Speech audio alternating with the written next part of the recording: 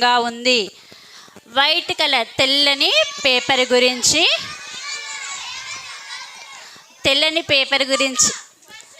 Okay wait మా, తెల్లని paper గురించి ఈరోజు నేను చెప్పబోతున్నాను. నా అంశం వచ్చేసి నూతన జీవము. నూతన జీవం అంటే న్యూ లైఫ్, కొత్త జీవితము.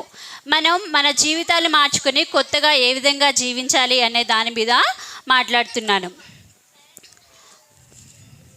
మన కొరకు యేసుక్రీస్తు ప్రభువారు కల్వరి సిలువలో మరణిస్తూ వచ్చారు అని మనము విశ్వసించినప్పుడు మన పాపములు క్షమించబడతాయి.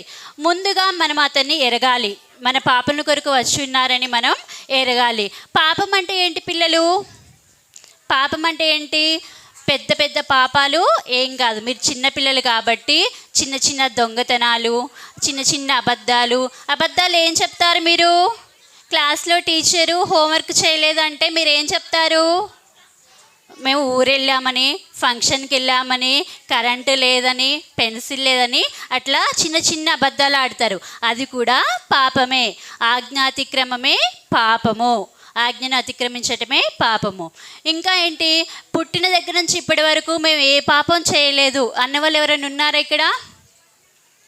ఎవరైనా ఉన్నారా? ఎవ్వరూ ఉండరు.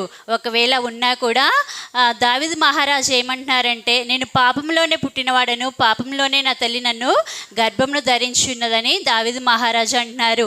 మనం పాపంతోనే, మనం జన్మముతోనే పాపులము. మనకి జన్మతః కర్మతః మనం పాపులమై ఉన్నాము. పాపం నుండి విడిపించిన కొరకు యేసుక్రీస్తు ప్రభువారు మన కొరకు సిలువలో మరణించి ఉన్నారు.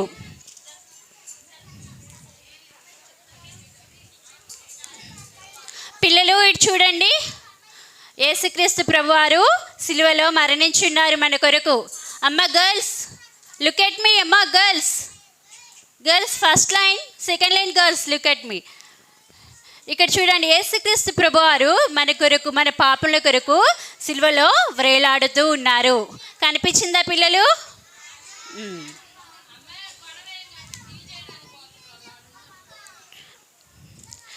యేసు ప్రభువారు చనిపోయిన తర్వాత ఆయన శిష్యుల ఒకడైనటువంటి అరిమతయ యోసేపు పిలాతు దగ్గరికి వచ్చి యేసు ప్రభు దేహమును ఇమ్మని పిలాతును అడుగుతారు. అప్పుడు పిలాతు ప్రభువారి దేహమును అప్పగించినప్పుడు అరిమతయ యోసేపు ఒక తోటలో ఉన్న సమాధిలో యేసు ప్రభువారి దేహమును ఉంచుతూ వస్తారు. ఉంచిన తర్వాత సమాధి ద్వారం వద్ద ఒక రాయిని పొర్లించి అక్కడి నుంచి దుఃఖంతో వెళ్ళిపోతూ ఉంటారు. ఇక్కడ వీళ్ళు చూడండి ఎంత దుఃఖంతో ఉన్నారో.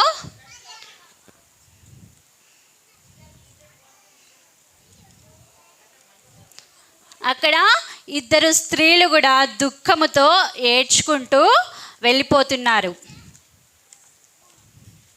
ఇదిగోండి చూడండి, కనిపించారా స్త్రీలు? ఇక్కడ బహు దుఃఖంతో యేసుక్రీస్తు ప్రభువారు చనిపోయారని దుఃఖంతో ఏడ్చుచు ఇక్కడ నుంచి వెళ్ళిపోతారు. వెళ్ళిపోయిన తర్వాత 2 దినములు గడుస్తుంది. మూడవ దినమున అంటే ఆదివారం ఉదయాన్నే పెందలకడనే మగ్దలేనే మరియా అక్కడికి వస్తుంది. ఎక్కడికి? సమాధి దగ్గరకు వస్తుంది. యేసు ప్రభువారి దేహమును చూడాలని సమాధి దగ్గరకు వస్తుంది. మరియతో పాటు కొందరు స్త్రీలు కూడా వచ్చి ఉన్నారు. మరియ వచ్చినప్పటికీ యేసుక్రీస్తు ప్రభువారి దేహము ఆ సమాధిలో లేదు. ఇంకా మరియ ఏం చూసింది? పరలోకం నుండి ఒక దేవదూత వచ్చి ఆ పొర్లించబడి ఉన్నటువంటి రాయిని తీసివేసి ఉండుట, ఆ రాయి మీద కూర్చొని ఉండుట కూడా మరియ చూసింది. అప్పుడు పరలోకం నుండి దేవదూత దిగి వచ్చినప్పుడు మహాభూకంపము కలుగుతూ వచ్చింది. ఆ దేవదూత ఎలా ఉందంట? దేవదూత స్వరూపము ఒక మెరుపు వలె ఉంటూ వచ్చింది. దేవదూత తెల్లని వస్త్రములు ధరించి ఉంది. వస్త్రం ఎలా ఉన్నాయి? హిమవంత తెల్లగా వస్త్రములు ఉన్నవి. అలా చూసినప్పుడు ఆ స్త్రీలు మగ్దలేనే మరియ దేవదూతను చూసినప్పుడు భయంతో వణికిపోతూ ఉన్నారు. వణికిపోతూ ఉన్నప్పుడు దేవదూత ఏం చెప్తుందంటే, స్త్రీలారా భయపడుకుడి, మీరు సిలువ వేయబడిన యేసుక్రీస్తు ప్రభువాని ఎదుగుతున్నారని నేను ఎరుగుదును, మీరు భయపడుకుడి. లేఖనముల ప్రకారము యేసు ప్రభువారు చెప్పిన విధంగానే అతను లేచి ఉన్నారు. యేసుక్రీస్తు ప్రభువారు మృత్యుంజయుడుగా లేచి ఉన్నారు అని దేవదూత మరియకు తెలుపుతుంది.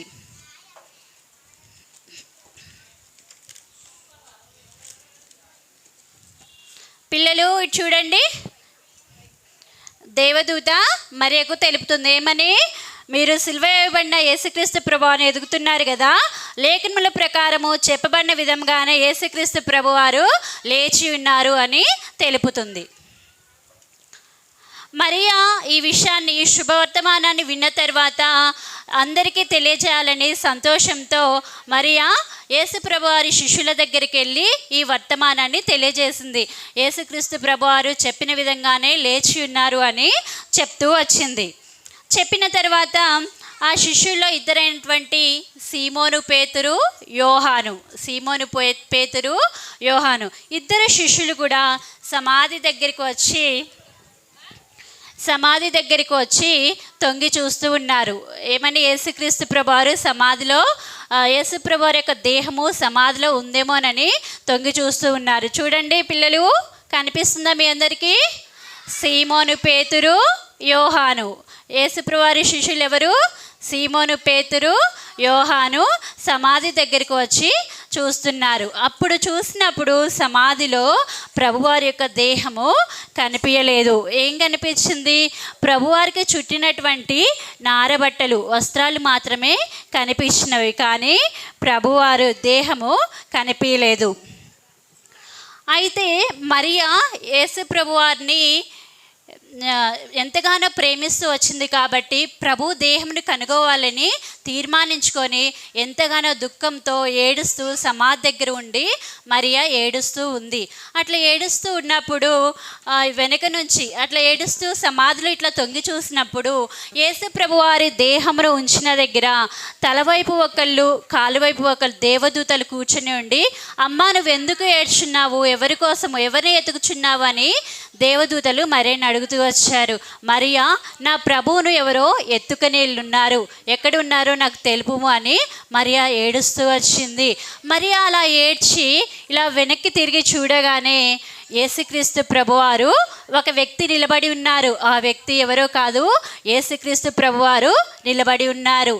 అమ్మా నువ్వెందుకు ఏడ్చున్నావు, ఎవరిని వెతుకుచున్నావు అని యేసుక్రీస్తు ప్రభువారు మరియని అడిగినప్పుడు మరియా ఆయన తోటమాలి అనుకొని, నువ్వు నా ప్రభుని ఎత్తుకొని వెళ్ళావా, అతన్ని ఎక్కడ ఉంచావు అని మరియా అడగటం ప్రారంభించింది. అప్పుడు యేసుక్రీస్తు ప్రభువారు మరియా అని సంబోధిస్తూ వచ్చారు. అప్పుడు ప్రభువారి స్వరాన్ని మరియా గ్రహిస్తూ వచ్చింది. అప్పుడు రబ్బూని అని మరియా సంబోధించింది. రబ్బూని అనే మాటకు అర్థం ఏంటి పిల్లలు? బోధకుడు అని అర్థము. బోధకుడు అని సంబోధించి మరియా ఎంతగానో సంతోషిస్తూ వచ్చింది. ఎందుకు సంతోషించింది పిల్లలు మరియా? ఎందుకు సంతోషించింది? యేసు ప్రభు వారి కోసం ఎదుగుతూ ఉంది కాబట్టి ప్రభు దొరికారు, మృత్యుంజయుడిగా లేచి ఉన్నారు, సజీవుడిగా ఉన్నారు కాబట్టి యేసు ప్రభు వారిని చూసినప్పుడు మరి ఎంతగానో సంతోషిస్తూ వచ్చింది. ఇది మనందరికీ కూడా శుభవర్తమానమా కాదా? మంచి వర్తమానమా కాదా? యేసుక్రీస్తు ప్రభువారు చెప్పిన విధంగానే చనిపోయి పాతి పెట్టబడి 3వ దినాన తిరిగి మృత్యుంజయుడిగా లేవటం శుభవార్త కాదా? శుభవార్తే కదా. ఈ లోకంలో ఎవరైనా చనిపోయి పాతి పెట్టబడి లేచిన వారు ఎవరైనా ఉన్నారా? మాకు తెలిసైతే ఎవరు లేరు. మీకు తెలిసి ఎవరైనా ఉన్నారా? ఎవ్వరూ లేరు. యేసుక్రీస్తు ప్రభువారు ఒక్కరే మన పాపముల కొరకు కల్వరి సిలువలో వేలాడుతూ వచ్చారు. ఆఖరి బట్టి వరకు రక్తాన్ని చిందిస్తూ వచ్చారు. చేతుల ద్వారా మనం చేసిన పాపములు బట్టి అరచేతుల్లో మేకులు కొట్టించుకుంటూ వచ్చారు. చెడు తలంపులు బట్టి తలకు ముళ్ళ కిరీటాన్ని పెట్టుకుంటూ వచ్చారు, పెడుతూ వచ్చారు. పక్కలో బల్లెపు పోటు, కొరడా దెబ్బలు తింటూ వచ్చారు. ధవలవర్ణుడుగా, రత్నవర్ణుడుగా, అతి కాంక్షణీయుడిగా ఉన్నటువంటి యేసుక్రీస్తు ప్రభువారు నీ పాపముల కొరకు నా పాపముల కొరకు సురూపమైన సొగసైన లేకుండా రక్తసిక్తమైన మోముతో ఆ కల్వరి సిలువలో వ్రేలాడుతూ ఉంటున్నారు. నీ వైపు చేతులు చాపుతూ ఉంటున్నారు. మనం పాపం చేత నశించి నరకానికి పోకుండా యేసుక్రీస్తు ప్రభువాన్ని సొంత రక్షకునిగా అంగీకరించినప్పుడు ఏదో ఒక రోజున ఈ శరీరం అనేది మరణించినప్పుడు ఆత్మకు మరణం ఉండదు. మనం మరణించినప్పుడు శరీరం, ఆత్మ అనేది దేవుని దగ్గరికి చేరుతుంది. ఎప్పుడు చేరుతుంది? మనం సొంత రక్షకునిగా దేవుని అంగీకరించినప్పుడు మాత్రమే మన ఆత్మ దేవుని యొద్దకు చేరుతుంది, పరలోక రాజ్యంలో చేరుతుంది. యేసుక్రీస్తు ప్రభువారు అనేక సంవత్సరముల కిందట లేపబడి ఉన్నారు, లేచి ఉన్నారు. ఇప్పుడు ఎక్కడున్నారు యేసుక్రీస్తు ప్రభువారు? పరలోకంలో దేవుని యొద్ద ఉన్నారు. మనం మన పాపములు ఒప్పుకొని పశ్చాత్తాప పడినప్పుడు మన పాపములను యేసుప్రభువు క్షమిస్తారా లేదా? క్షమిస్తారు. మనకు మారు మనసును అనుగ్రహిస్తారు. అప్పుడు మన హృదయం ఎలా మార్చబడుతుంది?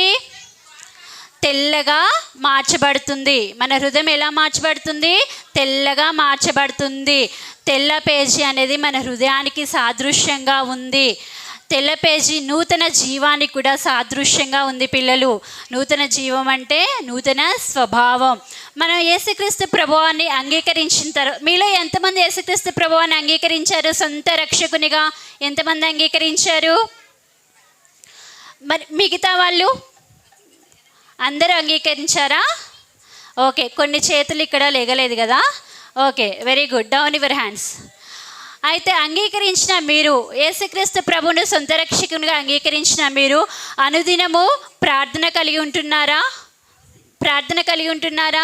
బైబిల్ చదువుకుంటున్నారా? పిల్లలు మిమ్మల్ని అడుగుతుంది, ప్రార్థన చేసుకుంటున్నారా? ఎంతమంది చేసుకుంటున్నారు ప్రతిరోజు ప్రార్థన? స్కూల్కి వెళ్ళేటప్పుడు, వచ్చిన తర్వాత, పడుకునే ముందు, లేసాక ఎంతమంది చేసుకుంటున్నారు? Okay, good. ఎంతమంది బైబిల్ చదువుకుంటున్నారు? ఎంతమంది బైబిల్ చదువుకుంటున్నారు? Okay, good. Down your hands. అయితే పిల్లలు, మనం ప్రార్థన చేసుకోవటం ద్వారా, బైబిల్ చదువుకోవటం ద్వారా మనం ఎలా జీవించాలి అనేది దేవుని వాక్యము మనకు నేర్పుతుంది. ఈ లోకంలో మనం ఏ విధంగా జీవించాలి అనేది. నన్ను బలపరచువాని యందే నేను సమస్తమును చేయగలను అన్న వాక్యాన్ని చేత పట్టుకొని మనం ముందుకు కొనసాగాలి. మనం వాక్యం చదువుతున్నప్పుడు వాక్యము మనతో మాట్లాడుతూ ఉంటుంది. ఆ వాక్యానికి మనం విధేయత చూపాలి. వాక్యానికి విధేయత చూపి మన జీవితాలు ముందుకు కొనసాగించాలి. ఇంకా మీలో ఎవరైనా యేసుక్రీస్తు ప్రభువాన్ని సొంత రక్షకునిగా అంగీకరించకపోతే ఈ దినానే, ఈ క్షణానే యేసుక్రీస్తు ప్రభువాన్ని సొంత రక్షకునిగా అంగీకరించండి. ఎందుకు అంగీకరించాలి పిల్లలు?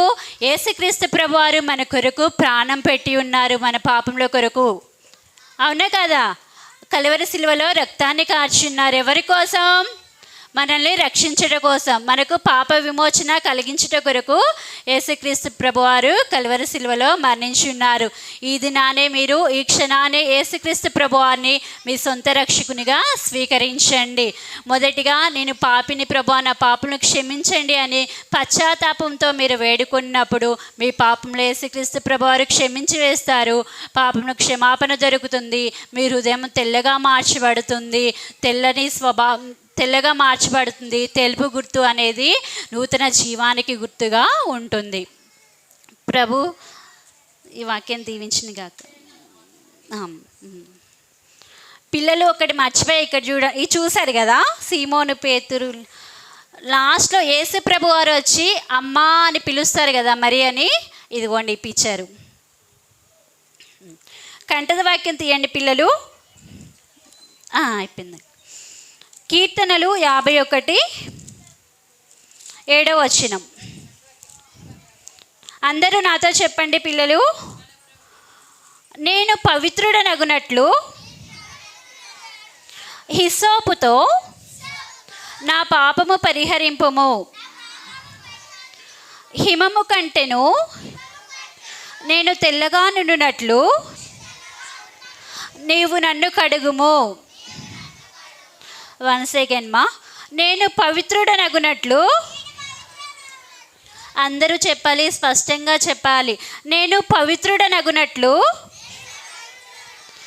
హిస్సోపుతో నా పాపము పరిహరింపుము, హిమము కంటెను నేను తెల్లగా నుండునట్లు నీవు నన్ను కడుగుము. మీరు కూడా ఏమని ప్రార్థన చేసుకోవాలి పిల్లలు? హిమము కంటే తెల్లగా ఉండేటట్లు నా హృదయాన్ని కడిగేసయా అని ప్రార్థన చేసుకోవాలి. ప్రేమ నమ్మకం కలిగిన పిల్లలు మోకరించండి. ప్రేమ నమ్మకం కలిగిన మా ప్రియ పరలోక తండ్రి, మీ బంగారు పాదములు వందనాలు స్తోత్రాలు చెల్లిస్తున్నాను ప్రభువా.